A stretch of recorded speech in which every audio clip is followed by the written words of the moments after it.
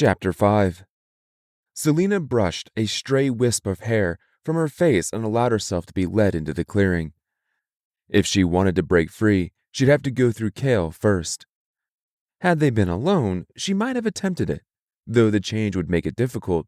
But with an entourage of royal guards trained to kill without hesitation, Kale remained close beside her, while a fire was kindled and food prepared from the boxes and sacks of supplies. The soldiers rolled logs to make small circles where they sat while their companions stirred and fried. The crown prince's dogs, who had dutifully trotted alongside their master, approached the assassin with wagging tails and lay at her feet. At least someone was glad for her company. Hungry by the time a plate was finally laid in her lap, Selena became a bit more than irritated when the captain did not immediately remove her irons.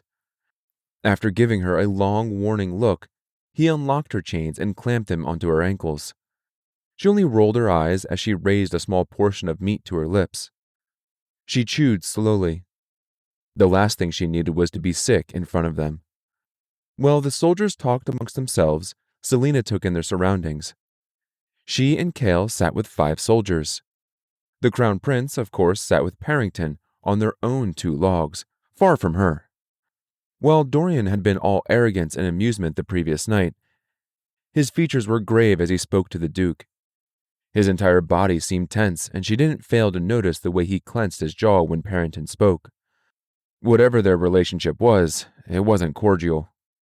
Mid-bite, Selena tore her focus from the prince to study the trees. The forest had gone silent. The ebony hound's ears were erect, though they didn't seem to be bothered by the stillness. Even the soldiers quieted. Her heart skipped a beat. The forest was different here. The leaves dangled like jewels, tiny droplets of ruby, pearl, topaz, amethyst, emerald, and garnet, and a carpet of such riches coated the forest floor around them. Despite the ravages of conquest, this part of Oakwood Forest remained untouched. It still echoed with the remnants of the power that had once given these trees such unnatural beauty. She had been only 8 when Arrowbrine Hamel, her mentor and the king of the assassins, found her half submerged on the banks of a frozen river and brought her to his keep on the border between Ardalan and Terrasen. While training her to be his finest and most loyal assassin, Arrowbrine had never allowed her to return home to Terrasen. But she still remembered the beauty of the world before the king of Ardalan had ordered so much of it burned. Now there was nothing left for her there, nor would there ever be. Arrowbrine had never said it aloud, but if she refused his offer to train her, he would have handed her to those who had killed her. Or worse. She'd been newly orphaned, and even at 8, she knew that a life with Arrowbrine, with a new name that no one would recognize, but someday everyone would fear, was a chance to start over. To escape the fate that led her to the leap into the icy river that night 10 years ago. "Damned forests," said an olive-skinned soldier in their circle. A soldier beside him chuckled. "The sooner it's burned, the better, I say." The other soldiers nodded, and Selena stiffened. "It's full of hate," said another. "Did you expect anything else?" she interrupted. Kale's hand darted to his sword as the soldiers turned to her, some of them sneering. "This isn't just any forest," she beckoned with her fork to the woods. "It's Brennan's forest." "My father used to tell me stories about it being full of fairies," a soldier said. "They're all gone now." One took a bite from an apple and said, "Along with these damned wretched fae." Another said, "We got rid of them, didn't we?" "I'd watch your tongues," Selena snapped. "King Brennan was fae, and Oakwald is still his. I wouldn't be surprised if some of the trees remember him." The soldiers laughed. "They'd have to be 2,000 years old, them trees," said one. "Fae are immortal," she said. "Trees ain't." Bristling, Selena shook her head and took another small forkful of food. "What do you know about this forest?" Kale quietly asked her. Was he mocking her? The soldier sat forward, poised to laugh, but the captain's golden brown eyes held mere curiosity. She swallowed her meat. "Before Ardalan began its conquest, this forest was cloaked in magic." she said softly but not meekly. He waited for her to continue, but she had said enough.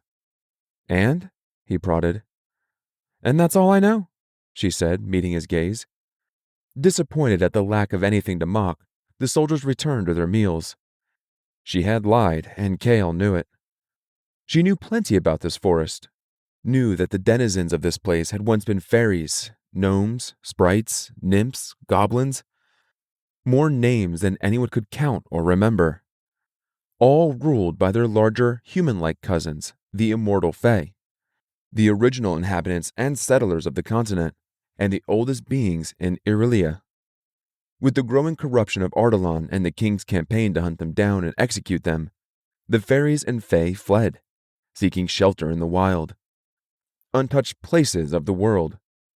The king of Ardalan had outlawed it all, magic, Fae, fairies, and removed any trace so thoroughly that even those who had magic in their blood almost believed it had never really existed in the first place. Selena herself being one of them. The king had claimed that magic was an affront to the goddess and her gods, that to wield it was to impertinently imitate their power. But even though the king had banned magic, most knew the truth. Within a month of his proclamation, magic had completely and utterly disappeared of its own accord. Perhaps it had realized what horrors were coming. She could still smell the fires that had raged throughout her 8th and 9th years. The smoke of burning books chock full of ancient, irreplaceable knowledge.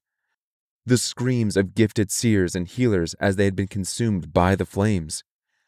The storefronts and sacred places shattered and desecrated and erased from history. Many of the magic users who hadn't been burned wound up prisoners in Endovir, and most didn't survive long there.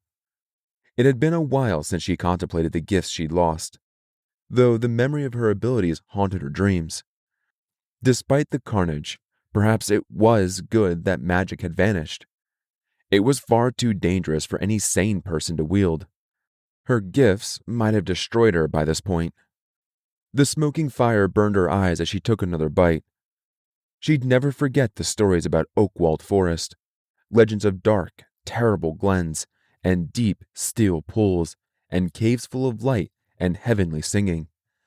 But they were now only stories and nothing more. To speak of them would invite trouble. She looked at the sunlight filtering through the canopy, how the trees swayed in the wind with their long, bony arms around each other. She suppressed a shiver.